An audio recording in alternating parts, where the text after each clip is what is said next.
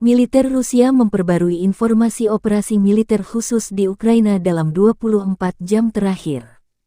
Juru bicara militer Rusia Letnan Jenderal Igor Konashenkov pertanggal 26 Desember melansir terjadi kontak senjata di sejumlah wilayah.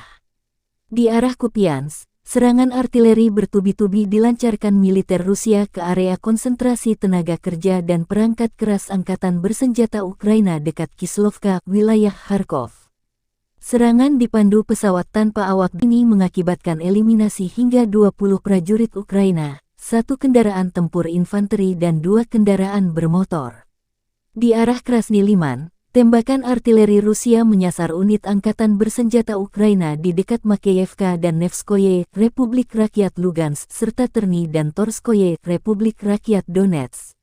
Selain itu, 1 kelompok sabotase dan pengintaian Ukraina, serta 1 awak mortir dihancurkan di dekat Stelmahovka dan Chervonaya Dibrova, Republik Rakyat Lugansk. Igor Konashenkov melansir secara total, 352 pesawat terbang dan 192 helikopter, 2.731 kendaraan udara tak berawak angkatan bersenjata Ukraina dinetralkan. Termasuk 399 sistem rudal pertahanan udara, 7.249 tank dan kendaraan tempur lapis baja lainnya, 944 kendaraan tempur yang dilengkapi dengan MLRS. Juga 3.719 meriam dan mortir artileri lapangan, serta 7.765 unit khusus perangkat keras militer dihancurkan selama operasi militer khusus, kata Konashenkov. Dari kubu Kiev, Kementerian Pertahanan Ukraina melansir 550 prajurit Rusia dinetralkan dalam 24 jam terakhir.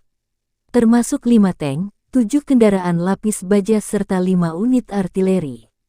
Secara total, Federasi Rusia kehilangan 102.600 prajurit termasuk 3.016 tank, 6.017 kendaraan tempur lapis baja, 283 jet tempur serta 267 helikopter dihancurkan sejak awal invasi.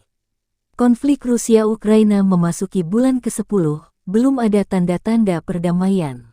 Presiden Ukraina Volodymyr Zelensky bersumpah mengusir penjajah Rusia cepat atau lambat. Zelensky terus menggalang solidaritas negara-negara barat membantu amunisi peralatan tempur dan finansial mengusir Rusia.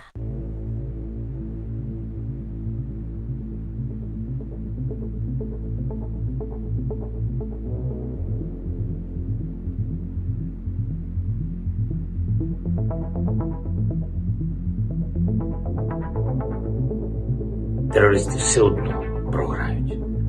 Слава усім, хто стримує пекло в Бахмуті та на інших напрямках на Донеччині. Слава усім, хто тримає наш фронт.